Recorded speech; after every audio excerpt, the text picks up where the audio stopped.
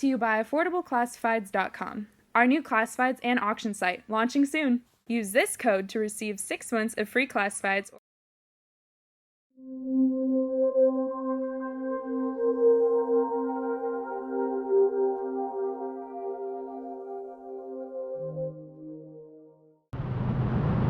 Here on the 2016 Suzuki GSX-S for sport, to me, 1000F, F for fairing. This for $10,999 plus of course some kind of destination fee like most everybody does. The unfaired model, here's what you need to know. A grand less, doesn't have ABS, and weighs 15 pounds less. Bike weighs in at 472 pounds. So corporate says we're going to make a new bike. We can't make too many right now, but we're going to make a new bike. Well, think of what Suzuki thinks of this class of motorcycle for this to be the model they make. Now, it's a sport bike. It's a sit-up straight sport bike. Is it a sport touring bike? No, not with the wind protection it has or doesn't have and the gearing it has. It is a sport bike made more for the street. This is not a track bike. So what they did is they took the 2005 through 2008 long-stroke GSX-R motor, the one that produces more low-end torque and mid-range. They take that. I gotta be careful because it rained hard and there's stuff in the street. They took that motor and changed the cam profile for street.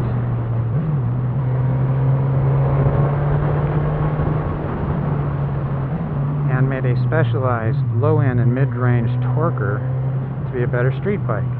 But don't let that fool you. Up top, there is serious horsepower, and you may never even need to experience it, or want to, because the low-end mid-range is just pretty darn awesome. More on that later, though, you know. But it's got an aluminum frame, main frame, and it's got an aluminum swing arm, inverted KYB forks, 43 millimeters, completely adjustable forks. The single rear shock is a Showa, and it is rebound and compression damping adjustable as well as ride height. So the seating position, that's actually got fat bars. They're known in motocross for absorbing vibration. And you're seeing them on street bikes more and more, and I gotta tell you, they work. They're almost perfect for this bike, maybe not quite. There's a slight bend that feels like it could be better, but it's really close. More importantly, it's a sit up straight or sit up into the wind is a better term.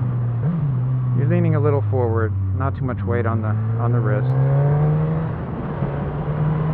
and not sitting so straight that the wind pulls you off the bike.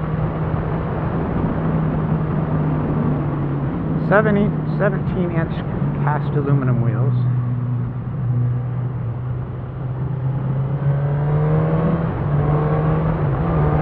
Last time I was here, it was all foggy. Now up front we got dual Brembo calipers. In the rear it isn't a Brembo, but it actually works really well. Most rear brakes, especially on sport bikes, put on the back brake and all you get is skid or nothing. This actually will do something. Here, I'll do it through this water. Without locking up or using the anti-lock, it actually does something. And a back brake usually used, of course, with a strong front brake. But on its own, it's working, which means, to me, overall, it's going to do a better job. Now, wind protection, you know, you're not getting the blunt at all, but it's hitting right at the base of the helmet, and that's where you get the most noise from. So, it's not quiet. You can hear it as I ride. Non-adjustable windshield.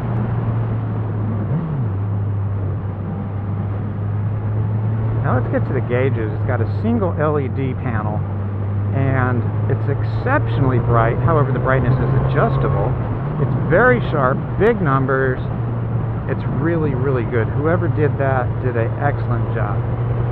Now the LCD panel, got your digital speedometer, you have a bar tack above it, you have a gas gauge across the bottom, but then you have your normal on the left here, your trip meter 1, trip meter 2, odometer, and a setting for the LED brightness. And that's controlled by this button here. And there's 2 buttons on either side of the gauges that you can also adjust things from. I haven't used those at all. On this bike, you never quite know exactly what gear you're in, or you're not sure of it. So the gear indicator and being big and always on is really good. It's got a big clock, always on. Really appreciate that. Now, right above the bar graph for the fuel, it's got another setting controlled by here, and that is range left. By the way, it's 4.5 gallons of fuel total, and it's good for if you're cruising 200 miles. Really good range, actually. It's getting at a higher speed cruising, it get down toward 40, and most of the time if you're cruising it'll get near 45. I think I got above that on one 55 to 60 mile an hour jaunt straight today. But 4.5 gallons of fuel, excellent fuel range. You don't have to worry about stopping at every gas station. Now the mirrors hold their position really well. They're wide, but they're not wide enough. It's a la kind of sport bike, can't see behind yourself. It's not horrendous like some. You have to move your head a little bit to see behind you, and then you can. So I wish they went wider or something to get the full field of view. But they're pretty big, hold the adjustment, look pretty good too.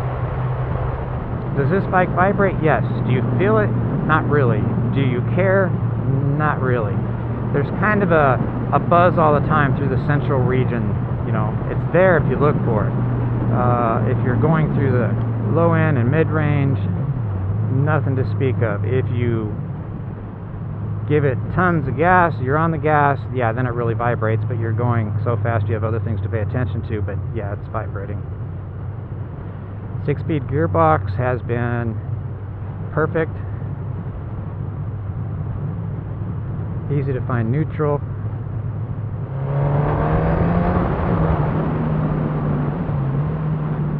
Suzuki, for many, many years, is known for making great torquey inline 1000cc bikes. Okay, there was the 1150 GS as well. But they know what they're doing. They know the character. I've ridden other bikes recently that lost that character completely, and it was like lackluster. It's like, why? I could have bought a 750 or smaller without this.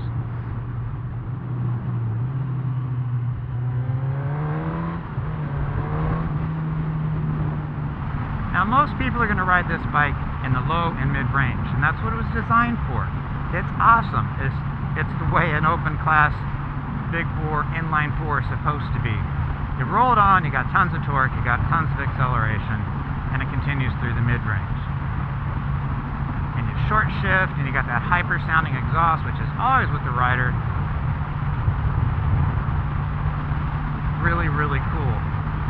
It's like, why would I get an aftermarket pipe for this bike when I can hear the bike and it's as loud as I'm going to want? I don't want anything louder. Then it gets really obtrusive. When you're on the gas on this, flat out, really loud to the rider. Well, let's get to the handling, starting with the suspension. The suspension is sport bike taught, minus just a little bit.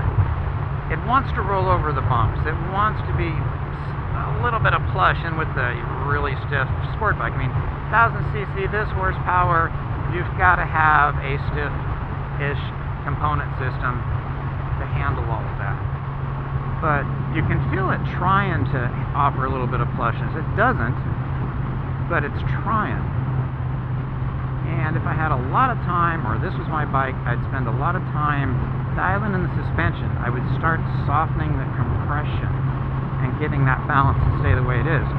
And that's the thing, this bike, I haven't wanted to do anything to it, even though it'll bounce around, it's stiff, but it's always in control, it's always balanced. It's not doing anything I don't like. And it's like, I don't want to mess with that.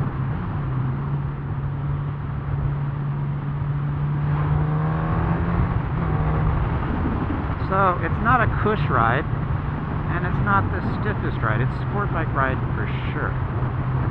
Now handling. Let's get into handling. It is not a flicker. It's not slow, but you can see it's not flicking. And that's kind of the way it feels at slower speeds as well. It's precise. Not the most precise, but quite precise. It goes where you point it. It holds a line. It's just a laser sharp sport bike will do all of those things better, sharper. This is very stable in a straight line freeway. All good right there. Now this handling is what most people would be very comfortable with. If you've ridden GSX-R 1000s and everything, and you've used their abilities, this is going to feel a little lackluster in that it's not quite the same thing. It's detuned, but that's the way it's supposed to be. It actually is a better street bike. Both its power delivery, its comfort, its suspension, and at $11,000, it's also more affordable. Fuel mileage is pretty good. Fuel range is good. So all those things are pluses for the street. And most people are going to ride in that low and mid range, and they're going to have a blast doing so. Now, that power range, when you ride between 3,000 or more like 35 to 5,000 is that golden, wonderful hit now, pull strong, short shift. It's really great. But if you go from that and all of a sudden you whack it on and you want to go into the upper end range of the engine, there's a little bit of a fall off, and that's disconcerting. It's not a big fall off, but it's there. All of a sudden your strong pull goes away and you kind of wait for a second until it catches up to you. Now, some people will never notice that. I do.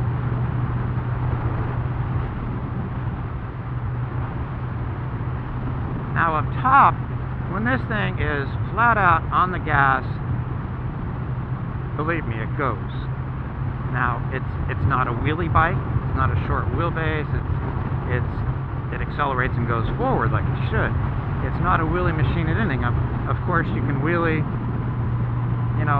if you're on the gas hard enough and turn the traction control off. But not like so many 1000cc sport bikes you get on, and it's just wheelie nation. Now let me get back to the traction control, because if you own this bike, you really want to know what I'm going to say about this bike. I've done extensive testing trying to figure it out. Also on the dash up here, you have your traction control setting, also handled by the controller on the left. Now there's 3 positions plus an off position. If you turn the off position, you get a big yellow light, never goes away. At night it's distracting and bothersome, but it tells you it is off.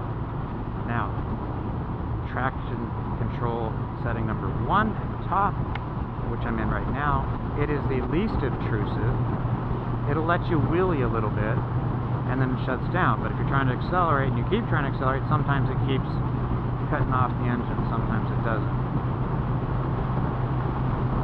I'll come back to that. Traction control setting number 2, that's a little bit less of a wheelie, a little bit quicker kicks in. So that's 2. 3 is what I'll call rain mode, or true traction control.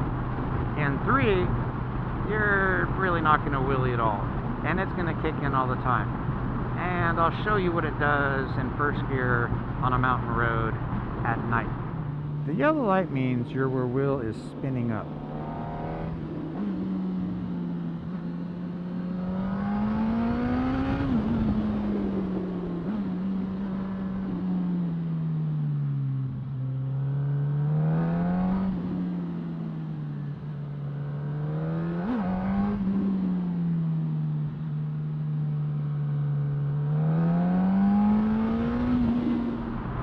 Okay, as you can see, it's always kicking in. It's, if you wondered how much traction your bike has, I mean, look what this bike is doing, trying to spin the rear wheel all the time.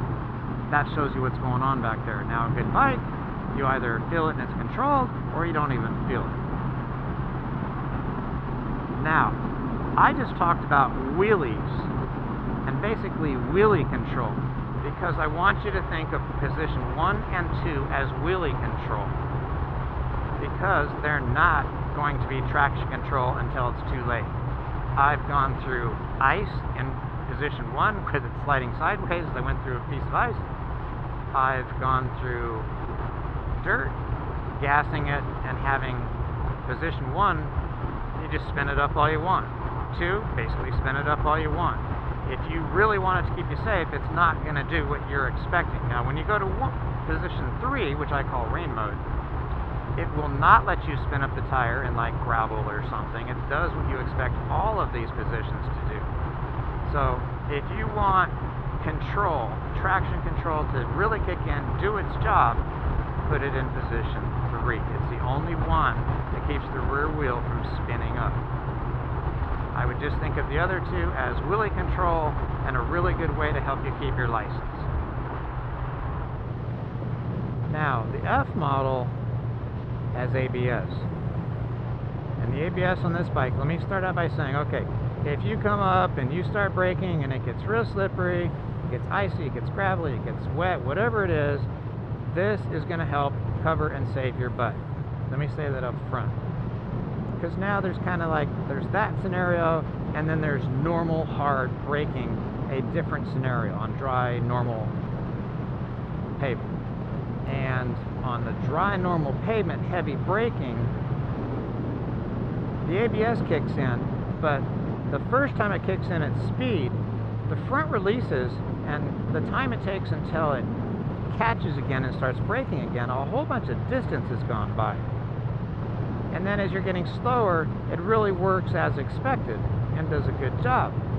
But what I've done when I'm braking hard is I've started braking on the front, settling the front end, then braking harder, purposely not breaking the front wheel loose and sending anti-lock on.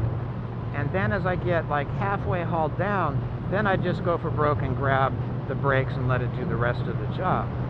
But I lose so much distance when it first hits. Let me see if I can do this.